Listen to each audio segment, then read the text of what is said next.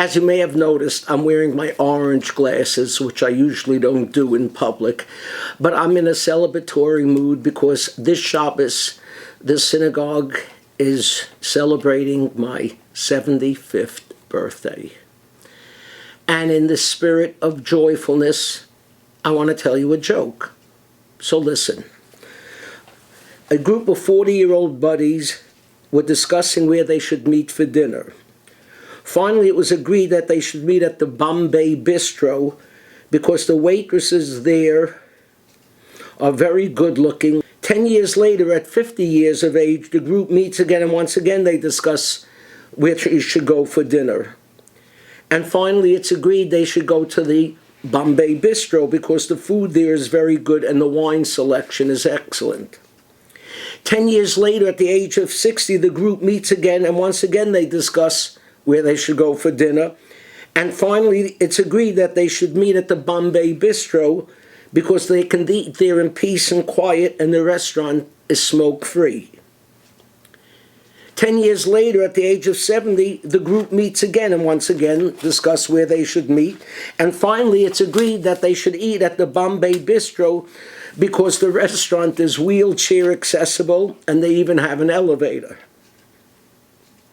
10 years later, at 80 years of age, the group meets again, and once again they discuss where they should meet. And finally, it's agreed that they should meet at the Bombay Bistro because they've all heard that it's good and they've never been there before. Get it? Get the joke? Making fun of old people? Is that what I have to look forward to in the coming years? There is a way to avoid it, you know. Zeke Emanuel is an American oncologist and bioethicist, and he is well known as having been the medical advisor to the Obama administration. Some years ago, he wrote an article for Atlantic magazine, which he titled, "Why I Hope to Die at 75." He hopes to die at 75 because, he writes, "We're no longer remembered as vibrant and engaged, but as feeble, ineffectual, even pathetic." Is that how I'm going to be thought of at 75? I hope not. I hope everyone learns the lesson from Avraham in this week's Torah portion, where we are told, "V'Avraham zakein ba bayamim," and Abraham grew old, and his days were numbered.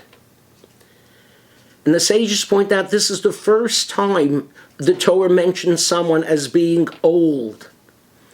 Now, there were people older than Abraham. Start with Adam. 930 years. Abraham was just in his hundreds. So why does it say that Abraham was old? And the sages point out that until Abraham, no one showed the signs of old age. Everybody looked young.